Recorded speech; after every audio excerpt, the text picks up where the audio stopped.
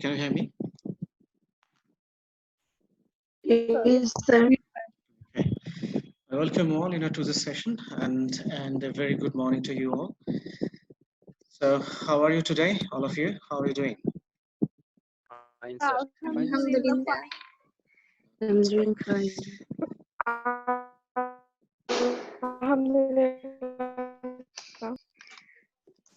Okay. Now, uh, so today it's going to be our first lecture on philosophy, I think. This is our second lecture, right? So, Yes, sir. Yes, okay. sir. So, in the last lecture, we talked about the basics of philosophy, its definition, and other stuff. Now, today we're going to talk about a little bit more about philosophy and its scope, that how actually philosophy is going to help us, or you can say rather that the different types of philosophy that are needed for us, especially in the academic arena. Now, I will move on to the first slide. Now, here you see it's just a recapitulation of our previous discussion. That what is philosophy? So, it's a philosophy. It starts for wisdom. We know that philosophy means the love for wisdom, love for knowledge. The same thing. It means that starts for wisdom. And here you can see the philosophy of education, and another one is normative philosophy. Now, philosophy of education that provides a framework for thinking about educational issues and dilemmas, and it guides professional practice. So, as we are reading philosophy in institutional, actually, we're studying philosophy here. So, it will help us, or it will provide us with a framework for thinking. We'll study philosophy, and that will help us how, and we'll try to think about philosophy, and it will give us a framework that, with the help of that framework, we can analyze our life from all perspectives. And also, it will also provide us with a framework for thinking about educational issues and dilemmas. Educational issues means, for example, in educational arena, you see sometimes we talk about different kinds of educational development, educational policy and principles, especially in the curriculum development, also in the syllabus designing. You can see we have to go through certain kinds of philosophy, and those philosophies actually generally we call them rubrics or principles. And study of philosophy will help us that what will be the objective of the particular course, and also it will help us to fix the rubrics for the course. So students and teachers both will remain guided, and it will help them to understand the subject properly and to deal with the subject matters properly. And also dilemmas with different kinds of problems that we're going to face in the education, and study philosophy will help us to fix those dilemmas and to get to the solution to those dilemmas. So we don't have any more confusion. Dilemmas means different kinds of confusion, contradictions. Those are the things. So philosophy of education will help us to get rid of those dilemmas and to go through or to find out some kind of solutions to those problems. It also guides professional practice. For example, I'm a professional, so philosophy as a subject, as an academic discourse, it will help us to improve my quality. How can I improve professionally? So this will also guide us. And normative philosophy.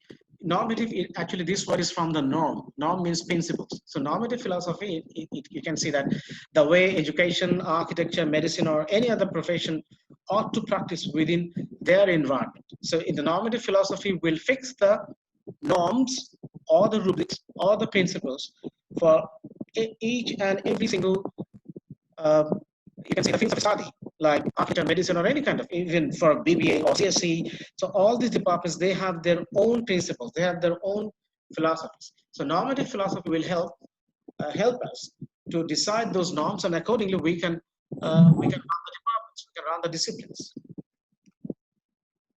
Now, here, philosophy and theory. Now, you can see we'll go through some kind of theoretical discussion here. So philosophy and theory, they are interlinked, they're connected. Now here you see, theories are ideas based on observation and used to explain observations. So philosophy and it will provide us with, we'll do observation, and then we'll use those observations, and then we'll try to fix the theories. We'll try to explain those observations. Now philosophies are based on theories, that means beliefs. It explains the way things are, or things ought to be, or people's thoughts and emotions, concepts over long periods of time. So see, the philosophy, it defines theories in this way, or it formulates theories in this way. That means the way things are. So look at the, in a sense, you can see it's something like descriptive kind of a structure.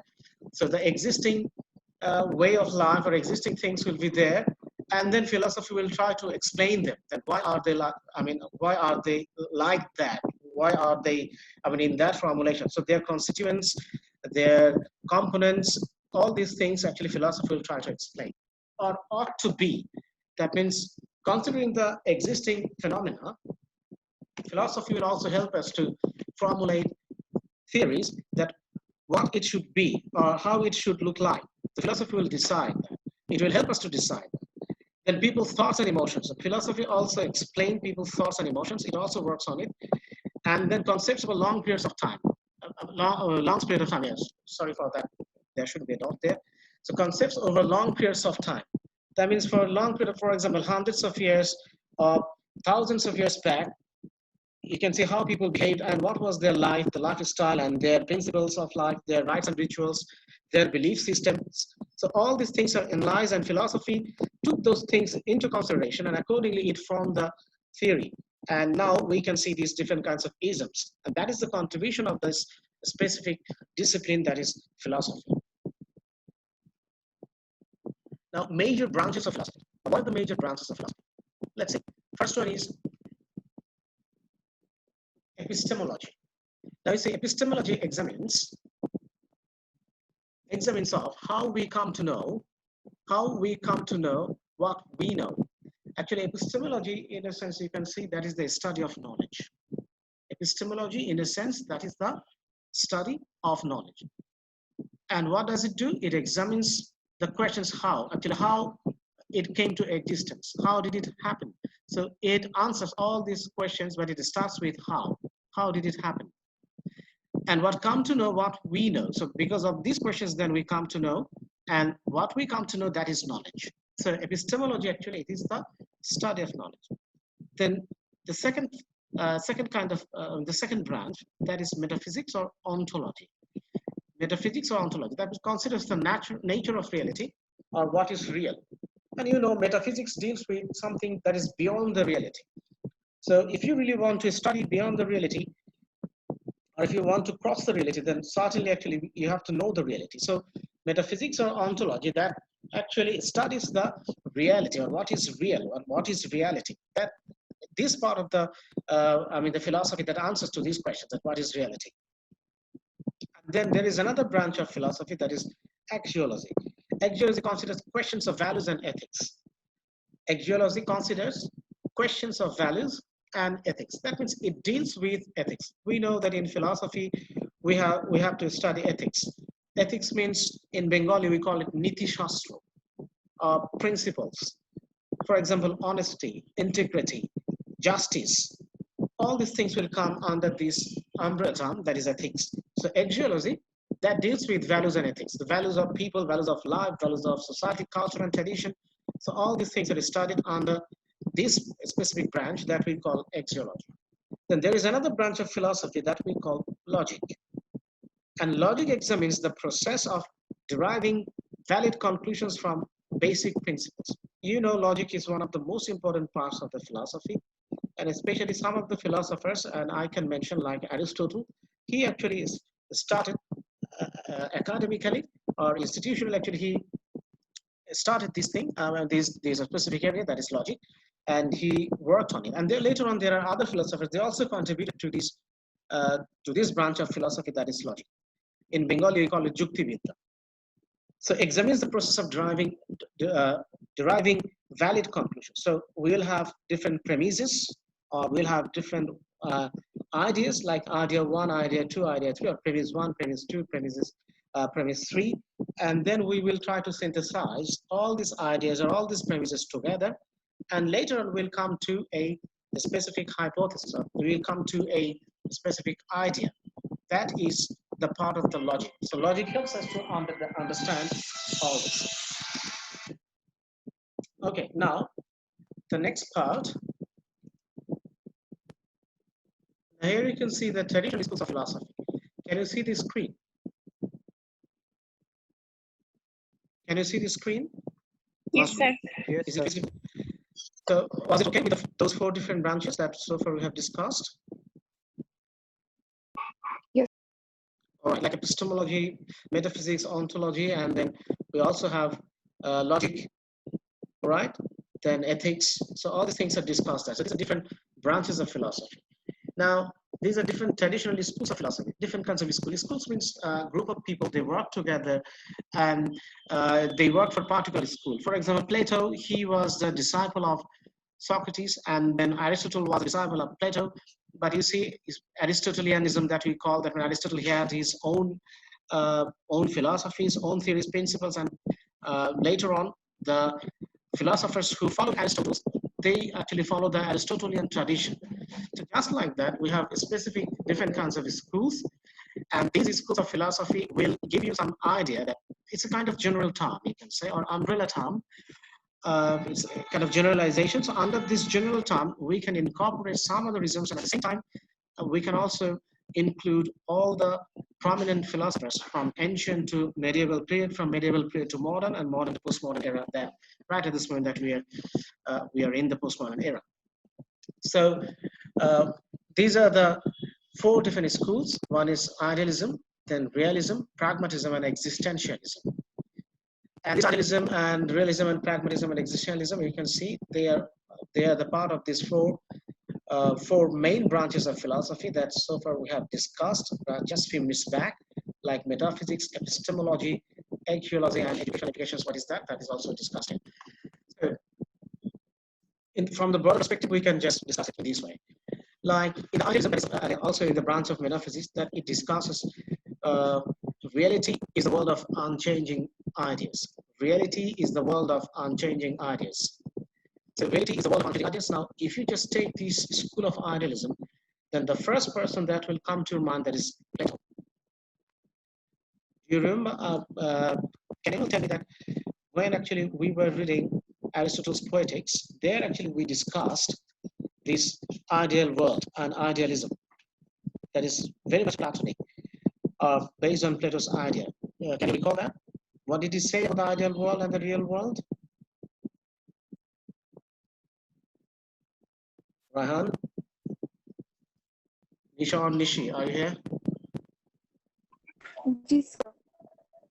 Okay, so tell me, what did he say, Plato, about the real world and the ideal world? What was his idea of tragedy, or what was his idea of art? What did he say? Art is a kind of?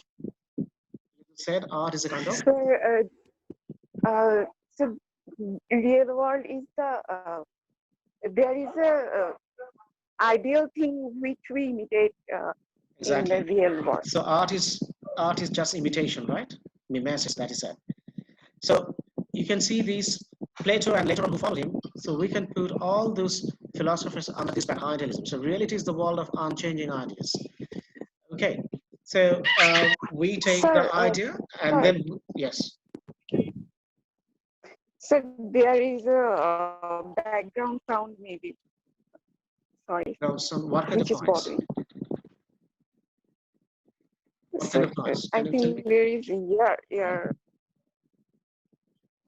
Is there anyone actually who has unmuted his microphone? If it is so, I will ask you to just turn it off. Okay. Now is it okay now, Nishi? Nishi. Or something. No sir. No sir. Sir, সবার হচ্ছে unmute করা। সবারই mute করা আছে সবার mute করা। Do you hear the same sound? G sir, একটা ফরফর শব্দ হচ্ছে স্যার। জি স্যার, একটা ফরফর টাইপের শব্দ Maybe হচ্ছে, মানে বাতাসের microphone If maybe there is the fan is there. So if you want, I can switch it off. No problem. Just wait a minute.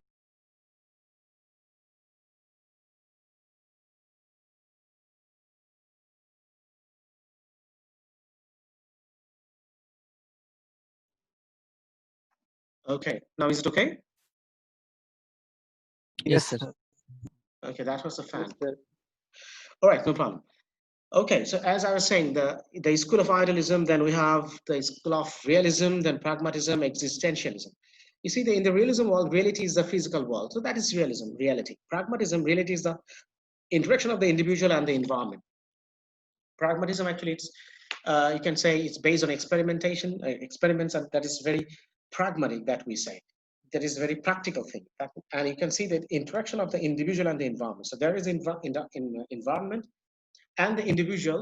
For example, I'm an individual, so I will interact with the environment, and that will create some kind of you can say pragmatic situation. So pragmatism actually deals with that kind of stuff. And on the other hand, we have existentialism. That is, reality is the subjective interpretation of the physical world. Reality is the subjective interpretation of the physical world. For example, you are an individual, and you have your own perspective, and then you will consider the world in your own way. So that is your subjective interpretation, very much personal interpretation of the world. Okay, from the metaphysics point of view, that is existentialism. And then from epistemological point of view, you see idealism. You can see knowing is the personal rethinking of universal ideas. So you have to rethink the universal ideas from the epistemological perspective. That is about the knowledge, that you have to know the world, and from the personal thinking.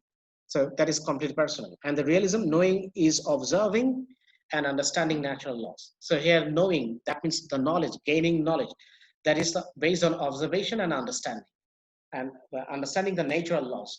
Natural laws means the way the nature works. I mean, it has some kind of autonomous body, and also natural laws means the laws that comes automatically. For example, there are some things, some rights, those are intrinsic, and we have to, and all of us are entitled to get those rights. So that we call natural laws, and nobody can deprive you of those rights. Then we have pragmatism, that you see, knowing is the result of experience based on the scientific world. So you see the branch of metaphysics, when you take it, then these four schools of thoughts, then they will differ. Then again, when you consider epistemology on the basis of idealism, realism, pragmatism, and existentialism, you see they varies in definition and also in situation. The context will be different, and then their explanation will be different. So here you see epistemology in the realism, knowing is observing and understanding natural laws. In the pragmatism, knowing is the result of experience based on the scientific method. So from the epistemological point of view, in the pragmatic school, when actually you want to know something, then you have to know that on the basis of experience, based on scientific method. That means, for example, I will give you a very concrete example. That is the example of the lab. So what you have to do from the epistemological point of view, if you really want to get some data or fact, you have to go to a lab, then you do some experimentation, and then but you will use some scientific methods, some scientific rules, and then you will get to the results, and you will get the results at the end. So that is the way how actually you can know the epistemological perspective and the pragmatic perspective. If you just put them together, that will be the idea of knowing something. And then what will happen to the existentialism? Knowing is making personal choice. So the epistemological point of view, or you can say from philosophical point of view, the existentialism, this school, it will be like this, that knowing is making personal choice. That means if anything happens to you, that is only you as a person will be the responsible for that. That means you are accountable to yourself, because you made the choice, and then you have to what should I say? You have to just undertake, or you have to bear the consequence. Okay, you have to take the responsibility for that. So that is the epistemological point of view if you consider existentialism. Then axiology actually deals with values and ethics. So in the idealism, values are absolute based on enduring ideas. Enduring ideas means the ideas that will sustain for a long time. For example, can you give me any example of this? Values are absolute based on enduring ideas. Some ideas that are always true. I mean, in ancient times, we also believe in that. And also in present time, we also believed in that too. So there is no change. Can you tell me that kind of universal ideas? Anyone? That is still we believe.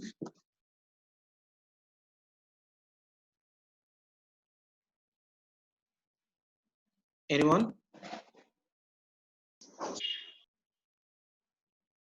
For example, how about telling lies? In ancient time, telling lies was allowed in their society? Was it allowed, telling lies in the society, or telling lies? No, sir. Even present days? I mean, do we love this? That people who tell lies, we like them? No, sir. So No, that is, sir. you see, this is enduring ideas. That means we believe in these things from centuries after centuries. Okay, so these the values are absolute. So those values are absolute. You see, telling lies, it is not approved. It is completely disapproved by all the societies in every century. So that is absolute. This idea is absolute and enduring. Then again, we have realism. That is, values are absolute based on natural law. So here, natural law, you see, it is very important, and values are absolute. When values are absolute in reality, if it is based on natural law, then we can call it that is absolute. That law is absolute. Okay, natural law, I have already explained it, that natural law means there are something which are intrinsic. For example, your right to education, your right to knowledge, your right to information that in present days, and also your right to food and medicine, your access to medicine, and your right to get good food, your right to get shelter, home. All these things are very basic things, and we born with this kind of natural law that we are entitled to this. For example, we are born with a right to speak. All right, these are natural law, and it says that these kind of values, these kind of ethical perspectives or aspects are absolute if they are based on natural law. Then in the pragmatics, it says that values are relative. In the school of pragmatism, values are relative. Can anyone tell me that how values are relative? In Bengali, we say that, I will translate it in this way, যে আমাদের মূল্যবোধগুলো হচ্ছে আপেক্ষিক, আমাদের মূল্যবোধ আপেক্ষিক. So values are relative. Can anyone explain it? What does it mean?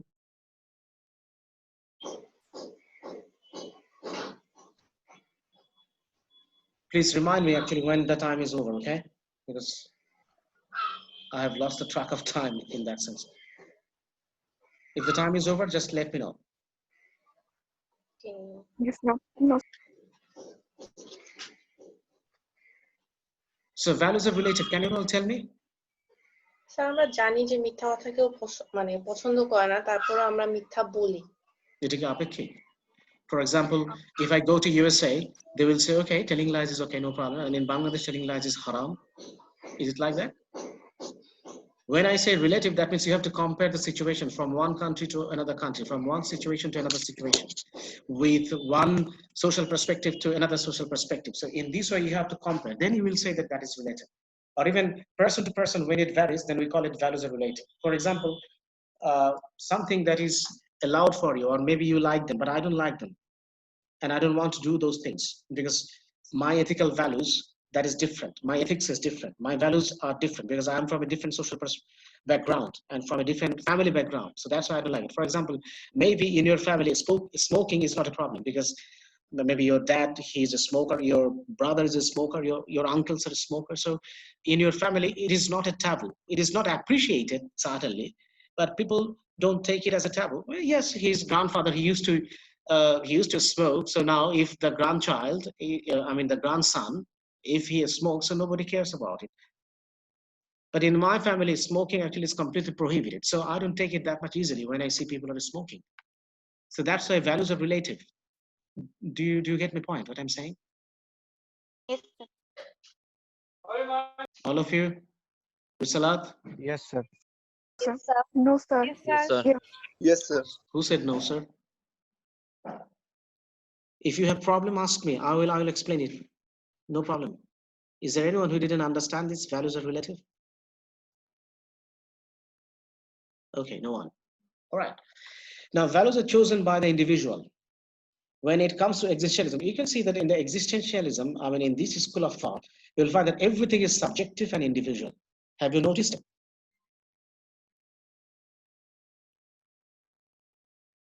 In the school of existentialism, you can see everything is personal. You will suffer for your personal choice. You will pay for your personal choice. You have to interpret the physical world on the basis of your subjective interpretation, personal interpretation, your individual interpretation. And even values are chosen by the individual. Values are chosen by the individual in existentialism. In school of existentialism, values are chosen by the individual. Riazul, can you explain it to me? Values are chosen by the individual. What does it mean? Riazul, are you with us? Yes, sir. Yes. Sir এটা হয়তো sir values একই values কিন্তু বিভিন্ন জনের কাছে সেটা বিভিন্ন রকম সেটা Exactly. স্যার আমার কাছে যদি ভ্যালুজ থেকে জানা Exactly, and values are chosen by the individual. That means I will choose. It's just like cherry picking values from a set of values. So there are values A, values B, values C, values D, E, and infinity. And what I'll do, I'll choose the values that I will find suitable for me. Okay? Values that I will find suitable for me or I'm comfortable with, I will choose those values only. Okay? All right. Now, what are the educational implications when actually we talk about these different schools of philosophy, schools of traditional schools of philosophy, and also these different branches of philosophy? Then what are their implications, their influences, their importance in the education? You see, curricular focus on content that emphasizes time-honored ideas, and also curricular focus on content that emphasizes natural laws. And here, curricular and instruction focus on the problem solving and scientific method in the pragmatism. And in the existentialism, the curriculum, the instruction emphasizes discussion designed to increase individual self-awareness. I mean, this is just summary. Even if you just don't go through these educational implications, it will not be a problem for you, because since you're not the educators, it's a matter for me, because when actually I want to fix any curriculum or fix any kind of syllabus, then in that case I have to consider this. For example, I know that some of my students, they might be very much individualistic. That means this school of existentialism will work for them. And accordingly, I have to design the syllabus. I have to design my lesson plan so that I can accommodate all of my students with different kinds of abilities or different kinds of tastes. So I can accommodate all of them.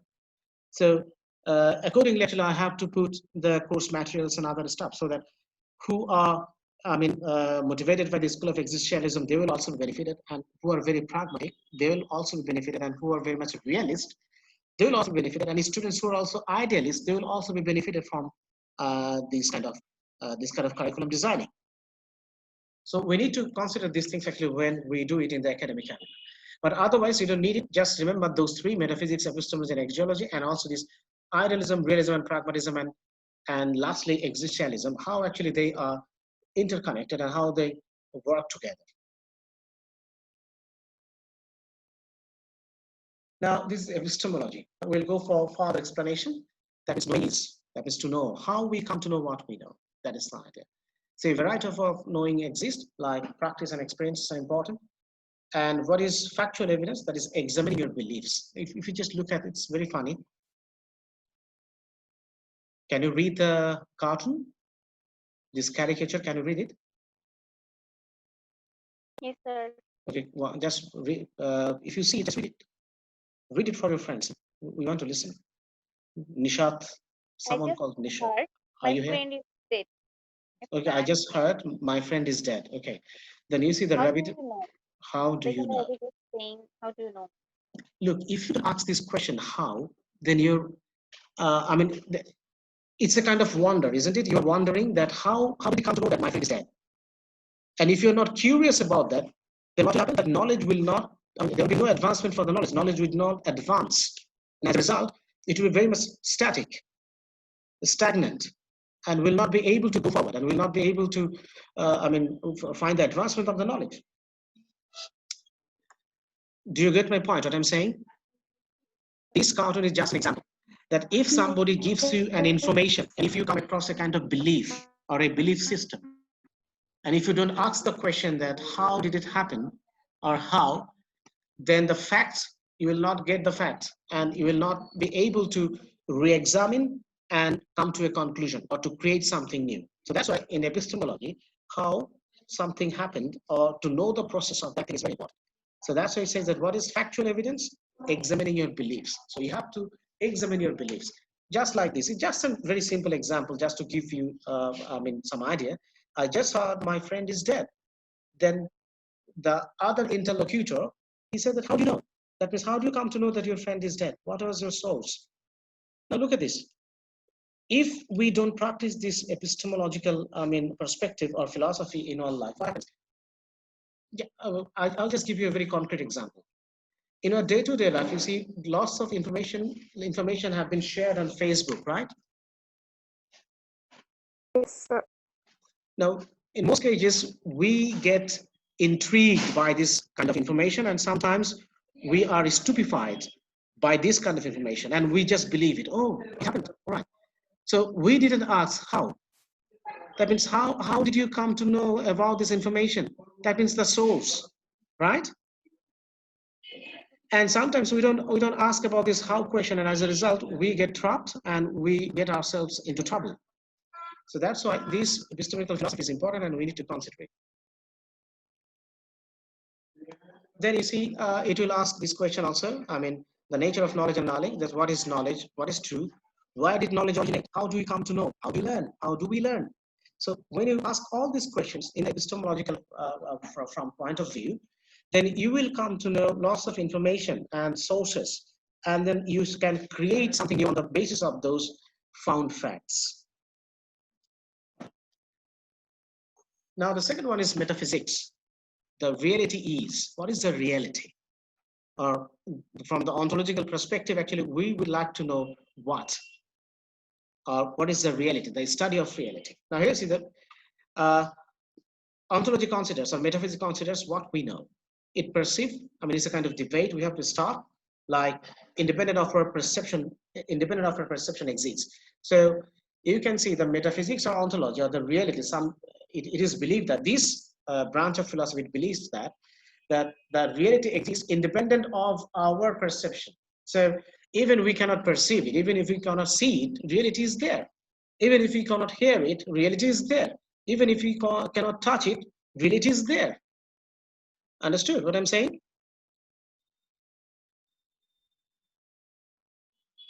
Sir, repeat again. Okay. For example, if you can't see that there is a place called Soyotpur, and you can't see that, you're in some other place. For example, you're an American and you're staying in America. And if I say that there is a place called Soyotpur, have you ever visited that place? Do you know that place? He said that no, there is no place. I don't know any place called Soyotpur, and I have never been there, and I have never seen it. Since I have never been there, since I have never seen it, and I haven't experienced anything about Soyotpur, so therefore there is no Soyotpur. And if that American says that there is no Soyotpur as he didn't see it, will it make it real? That is, there is no Soyotpur in existence? Will that be real? No, sir. So you see, from his sense perception, he couldn't feel it, he couldn't see it, but it doesn't make that there is no Soyotpur in reality. It doesn't make it disappear from the reality. Oh. Yes, Is that clear? Got it now? Okay, thank you for the question. Okay. Now, reality is objective and observable. It says that reality is objective and observable. We can observe it. Reality is actually perceived, since our behavior depends on our perception. Are people basically good? What or who is God? So you see, we can perceive it, we can observe it, and that is objective in that sense. It is not subjective. It says objective in that sense. That means all of us together will contribute to the understanding or in the making of the reality. It's not that I can see, I can believe, or I can understand it. It doesn't make it unreal, or it doesn't make it non-existent. It is there. So metaphysical consideration, actually, that will understand the reality in that way. Okay, next, axiology or values are. So we consider the values. Already we have come to know that what is axiology. It actually deals with values and ethics.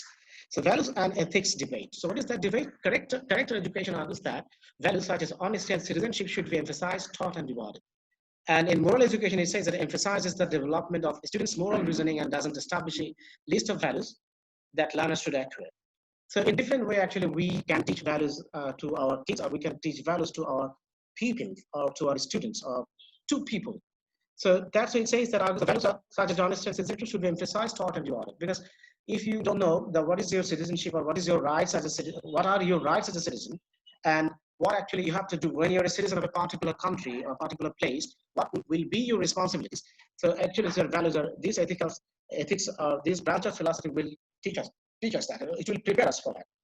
That is citizenship and our rights, and also our duties.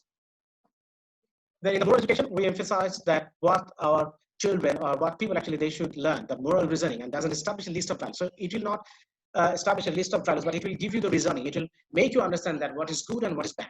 Okay, for example, there is a question, what is beauty? All right, what is beauty? So if I ask you the same question, what is beauty? Then you will have your own understanding of beauty. So we will try to reason it. We'll try to give logic that what do we understand by beauty or beautiful. So as your ethics, it will decide what is honesty, what is beauty, things like this. Now the next branch of, or the last branch we can say, that is logic. How logic actually, how does it work? Now here it says that you can just take a look at this, this cartoon or this animation. Here it says, penguins are black and white. Some old TV shows are black and white. Therefore, some penguins are old TV shows. It's very interesting, isn't it? So we're using logic to go to a conclusion of a debate. So you remember that there are these days actually we don't have that kind of television, but earlier, even 5 or 10 years back, you could see that in some houses actually you could find there are black or white TV, right? Black and white television. Now we have, all of us actually have color television, but earlier actually it was black and white. Did you see black and white television, or did you have? Yes, sir. We have seen. So television is black and white, and penguin is also black and white. I hope you saw penguin on television, right? That is black and white combination. So if penguin is black and white, television is black and white, then we can say that penguins are old TV shows, because both of them are black and white. Why do you say so? Because that is the logic. So it's logic, but it's not logical. But by using this kind of deductive method, you can reach to a conclusion. It sounds weird. It's just it's just fun. For fun, actually, it has been here as a fun fact. It's nothing. But I have to understand. Okay, for example, you see people say that, okay, cow lives on grass. They eat grass, and we eat cow. So therefore, we eat grass. Oh, in this way. Okay, it's just the logic. I mean, it's for fun. Don't take it that it's a real thing that we're talking about. Just for fun, actually, I'm telling you that. Now, you see, logic is the processing of deriving valid conclusions from basic principles. So we will have premises, we'll have basic principles, and on the basis of basic principles, then we'll come to a conclusion. Now, here you see, it's a deductive reasoning, a major premise, which can be principle or generalization. So we'll have a major premise, and we'll come to that premise or generalization after considering some other premises. I'll give you an example. Don't worry about it. It may sound a little bit complicated, but it's not complicated at all. You see, for example, can you see the screen? We have minor premise, we have major premise. Premise means principle, or you can say a perception, an idea. So we have a minor idea, we have a major idea, and then we have conclusion. Okay? Got it? Yes, sir. The deductive reasoning in Bengali, I think this is called Aboroho. Is there anyone who has studied logic in your intermediate level? Anyone? Did you read logic? Did you have that subject logic in your intermediate level? Anyone? I guess no. All right. So in the deductive reasoning, first of all, you have some premises, a major premises, and from that actually you have to consider the thing. For example, we will say a major premise actually we'll think about. For example, man is mortal. That is the major premise, and we have to think about it. We have to generalize it. Now, after saying that man is mortal, then X is a man and Y is a man. Then we can say that X is mortal, Y is mortal. So first of all, there will be a general hypothesis. There will be a general idea, and then on the basis of that general idea, we go to particulars. In future, actually, we are going to have, maybe in this semester also, you have this research methodology, right? Do you have research methodology in this semester? Yes, sir. All right. So in research methodology, especially while actually you will do research, usually actually we have to start with a hypothesis, just like this, a deductive reasoning. And then through some scientific experimentation and different kinds of using facts and data, collecting facts and data, and then analyzing those facts and data, then we'll try to reach to the conclusion and we'll try to prove our hypothesis. But interesting thing is that when you start with the hypothesis or a deductive reasoning, a general premise that we are talking about, a major premise, it might happen that your premise at the end of your research, it might prove wrong. So you have started with one idea, and after experimentation, after analyzing the data and the statistics, you have found that the deductive reasoning that you did, or the general premise that you have decided on earlier, it was false. So there is no problem with that. It may be true or it may be false, but you have to prove it at the end of your research. So we use this logic, especially while doing research. It's not that it's a part of only philosophy. We also use this kind of logic, or while doing research in our department or in any other department, we have to do the same thing.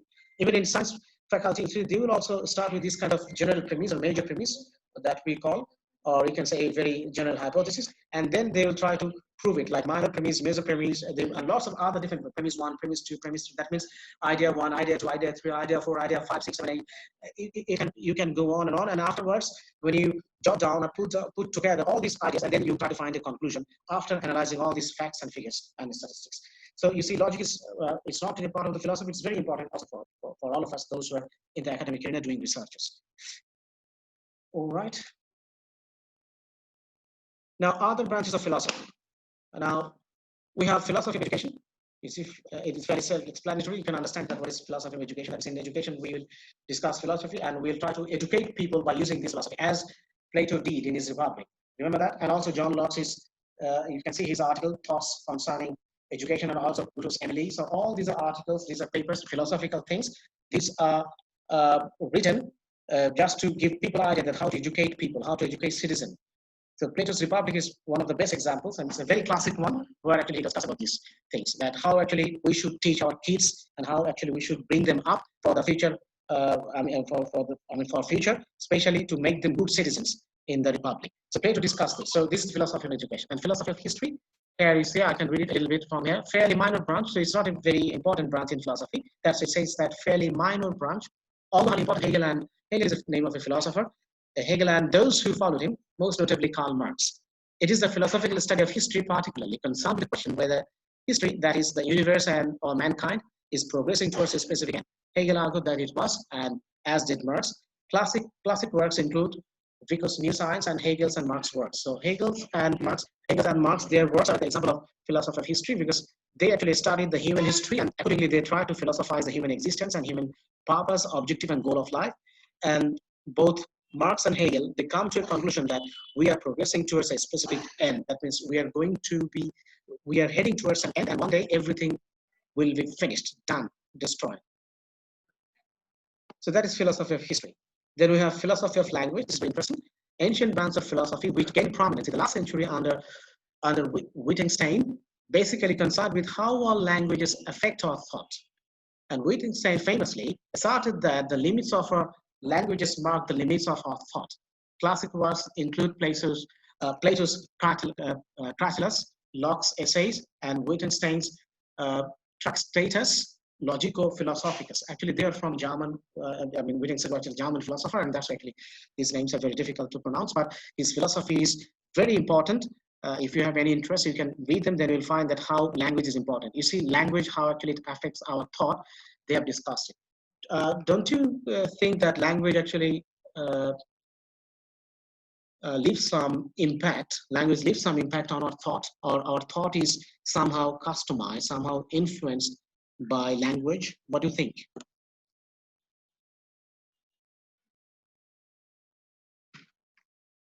Masum? Yes, sir. That means our Bangla language, hasn't it influenced our thought process?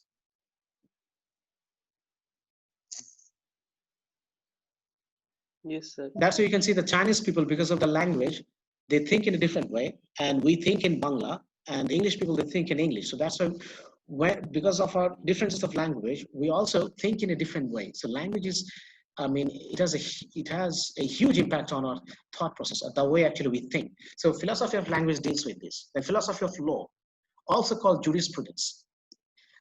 Today actually we can see the subject law. We call he's studying law, or he's a bachelor in law, or he's a barrister or bar at law. He did his bar at law from these or that university. We say that, but you see, law actually as a subject, it is a part of the philosophy, and it developed as philosophy. Later on, now it has become a specific or particular subject that we call law, and also we call it jurisprudence. Now, a study of law attempting to discern what the best laws might be, how laws came into being in the first place, attempting to delimit human laws from natural laws, whether we should always obey the law, and so on. Law isn't often directly dealt with by philosophers, but much of political philosophy obviously has a bearing on it. Now, here you see, it's very interesting that, and it's one of the most important branches of philosophy. I must say that. So this philosophy of law, it will discuss, or it will try to find out these things, that how, which laws are best for the human beings, and how laws came into being. I mean, that how laws actually came into existence, how it started in the first place as a subject, as a discipline, just like law. Then attempting to delimiting human laws from natural laws. And also, it tries to delimit human laws from natural laws. That means it tries to establish a kind of demarcation line between the natural laws and the human laws. That means man-made laws and the natural laws.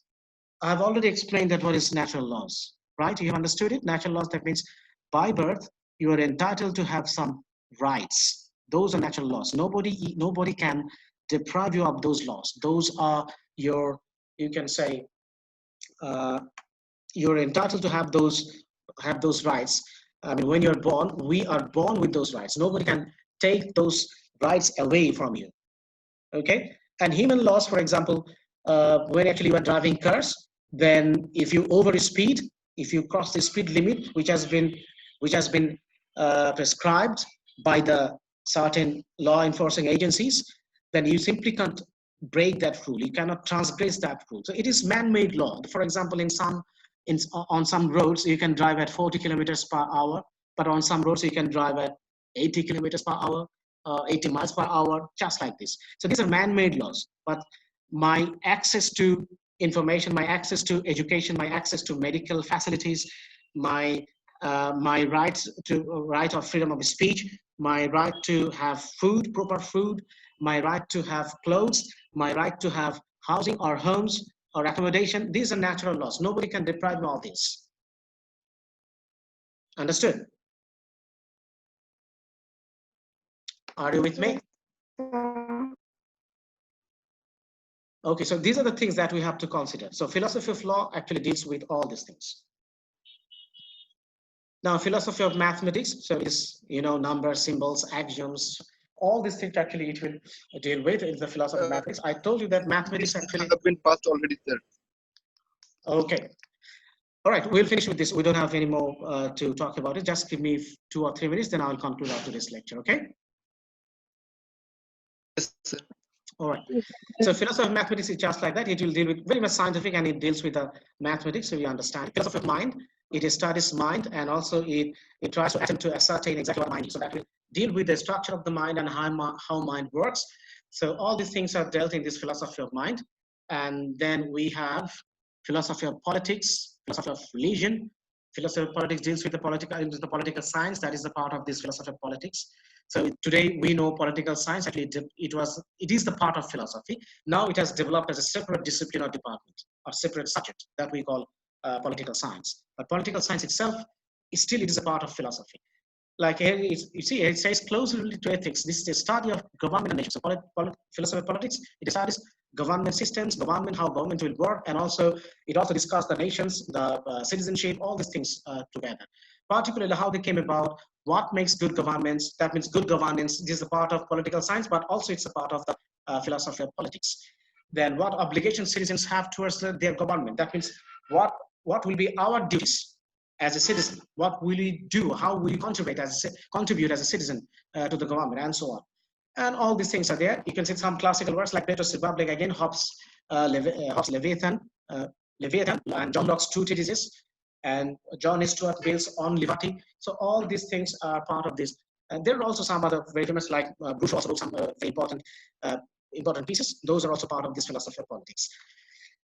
Then philosophy of religion, certainly it will deal with theology, so theological discussion, and from the philosophical perspective, they will try to analyze religion. And mostly actually it's a very secular kind of approach to religion, you can understand it. So theology is concerned with the study of God, recommending the best religious practices, how a religion should shape our life, and so on. The philosophy of religion is concerned with much the same issues, but where theology uses religious works like the Bible as its authority, philosophy likes to use reason as the ultimate authority. So what we see that in theology, we use the divine scriptures, the holy scriptures, to analyze our behavior and practices. But here in philosophy of religion, we will not take Bible or the Holy Quran or the Ved or any other religious scriptures to consider or to judge our religious practices, to judge everyday life. Rather, we'll use reason to analyze the religious practices. we will use reason and logic to understand religion. So that is the difference between theology and the philosophy of religion, to analyze religion or religious rites and rituals and practice the behavior. Okay, and last of all, I have philosophy of science. It is a study of science concerned with whether scientific knowledge can be said to be certain, how we obtain it, can science really explain everything, does causation really exist, can every event in the universe be described in terms of physics, and so on. Also popular in recent times, classical works include Holmes' treatise on human nature, then Krafft's naming and necessity, Bohan's structure of scientific revolution. So you see, these are the very famous works by these famous philosophers. And philosophy of science actually deals with that, how whether science can explain our life, our existence, and it can solve our problems, and whether we can find, we can describe the universe, and also the the phenomena or phenomenon that surrounds us, whether all these things can be explained with the help of science. Philosophy will think about it. They will answer those questions. They actually try to investigate into this. So these are the things. Now, I think the basic structure, basic stuff so far actually we have discussed it. So I don't want to go through any more of it. Now, if you have any question regarding our today's discussion, you can ask me now. Otherwise, I'd like to end our today's discussion here. So do you have any question or any opinion or any suggestion? Sir একটা প্রশ্ন ছিল sir. Yes, please. Sir আমরা যখন sir major branches of philosophy পড়েছি, তো ওখানে sir epistemology, metaphysics, ji sir, আর axiology and sir logic sir. আর আবার যখন ট্র্যাডিশনাল স্কুলটা বললাম স্যার, ওখানে এই যে স্যার 4 নম্বরটা যে লজিক, এটা নাই, না থেকে ওখানে আবার এডুকেশনাল একটা কি জানি ছিল। এছাড়া এই লজিক আর এডুকেশনালটা এই দুটো কি একই স্যার নাকি আলাদা? Thing is that, yes, you have identified correctly. Now we can also use logic to develop the curriculum, and also the syllabus designing. For all these things we can also use it. Here actually it's from the educational perspective, that how in education we can use it. Of course logic is there in all of this, in the metaphysics, epistemology, wherever actually you try to use it, you have to use logic. So logic is there. So even if you don't mention the logic, but it's still the implication of the logic or the understanding of logic is there, because without using the proper logic, how can you prepare the curriculum? How can you prepare the content? Understood? So that's why they just kept it the first three, the metaphysics, epistemology, and axiology, to understand the reality, to understand these 4 schools of thoughts. But you can use logic for existentialism. For example, why a person choose that kind of thing. For example, I have the choice A, B, C, D. Then you can use logic, that why Mr. XYZ actually he chose A instead of B. So you can use logic there. Even in epistemology, knowing is the personal thinking of universal ideas. So knowing is the personal rethinking. So what is knowing? How can you know?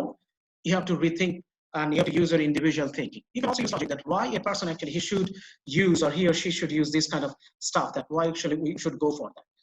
Okay, so you can also consider that in that way. So we can use logic in different ways to explain all these schools. But even if they are not mentioned there, still you can use it there.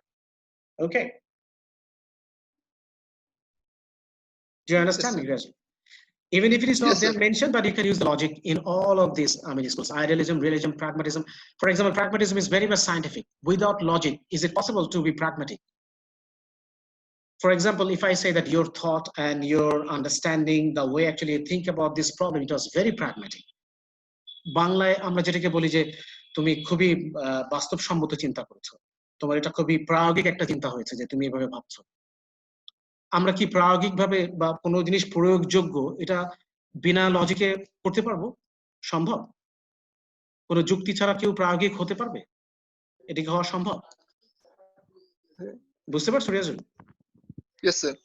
সুতরাং ওই branch of logic যদি এখানে নাও বলে, যে logic ফিলসফির logic যদি উল্লেখ নাও থাকে, এই প্রত্যেকটা কাজ করতে আমার তো লজিকে ব্যবহার করতেছে। ইভেন এই যে আমি তোমাকে বোঝাচ্ছি, এখানেও তো লজিক চলে আসছে। So even if it is not mentioned there, but it's understood, it's there. Okay? Any other confusion? Sir আরেকটা প্রশ্ন ছিল স্যার। Please. স্যার এই এপিস্টেমোলজি যখন আমরা পড়তেছি স্যার, তার প্রথমের দিকে আমরা বললাম যে যদি আমরা মানে এপিস্টেমোলজি মোটামুটি আমরা হাউ দিয়ে করতে পারি। তো যখন আমরা কারোর কাছে শুনলাম যে সে একজন একটা লোক মারা গেছে, আমরা জিজ্ঞাসা করতেছি কিভাবে মারা গেছে, এখানে আমরা এপিস্টেমোলজি পাচ্ছি। আবার স্যার এপিস্টেমোলজির পরের যেগুলো স্যার আমরা দেখলাম, ওখানে আমরা হোয়াট দিয়ে এপিস্টেমোলজি পাচ্ছি, হোয়ার দিয়ে পাচ্ছি, হোয়েন দিয়ে পাচ্ছি। তাহলে স্যার আমরা তখন শুনলাম যে সে মারা গেছে, এটাকে এপিস্টেমোলজি হতে তো তোমার শেষের অংশটুকু কেটে গেছে, সে মারা গেছে। I couldn't hear you properly. Can you repeat it, please? Yes Yes. Sir, এপিস্টেমোলজিতে প্রথম দিকে আমরা পড়েছি স্যার How? How? একজন বলল যে আমি শুনলাম সে মারা গেছে, আই হার্ড দ্যাট স্যার, যখন sir hello I don't know, maybe your network is very weak. I understand your question that when actually we say that how, then why actually we are saying what, when, where. Is that your question? Yes sir Actually, if you don't ask, I mean, all these questions together, it's just for your basic understanding that how it started. কিভাবে হলো, আমি যখন এই কিভাবে জিজ্ঞেস করি তখন automatically বাকি জিনিসগুলো চলে আসে না। মানে আমি সব প্রশ্নই করতে পারছি, হোয়াট দিয়েও করতে পারি, ওয়ার দিয়ে করতে পারি। যেমন কেউ যদি, যে প্রশ্নটা হলো যে কেউ আমাকে বললো যে আমার বন্ধুটি মারা গেছে, তখন আমি জিজ্ঞেস করলাম তুমি কিভাবে জানতে পারলে, how do you know that. আমি এই প্রশ্ন যদি রিফ্রেশ করি যে তোমার সোর্স কি, তাহলে হোয়াট আসে না? রিয়াজুল, তুমি বুঝতে ইয়েস পারছো? স্যার ইয়েস কিন্তু স্যার উত্তর কি ভিন্ন না একই? How do you come to know about it, আর যদি ওইটা না বলে যদি বলি হোয়াট ইজ ইউর সোর্স, উত্তর কি? আচ্ছা, আমি উত্তরটা দিয়ে দিচ্ছি। সেম আমার বন্ধু বললো যে আমার সবচেয়ে কাছের বন্ধুটি মারা গেছে। আমি প্রশ্ন করলাম how do you come to know that, তুমি কিভাবে জানলে? আমি এই প্রশ্নটা রিফ্রেশ করে করলাম what is the source of your information, তোমার ইনফরমেশনের সোর্স কি? আমার উত্তর হলো আমার আরেক বন্ধু আমাকে জানিয়েছে। উত্তরটা একই না? ইয়েস স্যার তুমি এবার বুঝতে পেরেছো বিষয়টা? জি স্যার আমার এপিস্টেমোলজি প্রশ্ন হচ্ছে যে আমার স্টাডি অফ নলেজ, আমি নলেজ গেইন করবার জন্য। আর মানুষ নলেজ কখন, actually how can we gain knowledge? Only when you have a curious mind and only when you keep asking questions. এই যে তুমি প্রশ্ন করেছো এখন জানার জন্য করেছো না?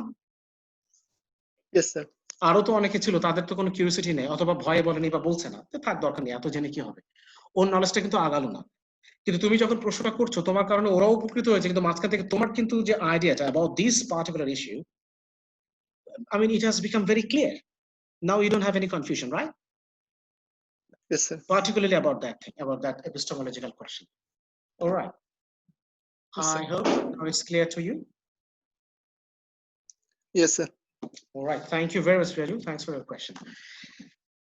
With that note, I would like to conclude our today's discussion, and I'm very grateful that you participated very actively in our today's discussion. Still, if you have any confusion, you can ask me a question or you can text me. So thank you very much and hope to see you next time, inshallah. Take care of yourself.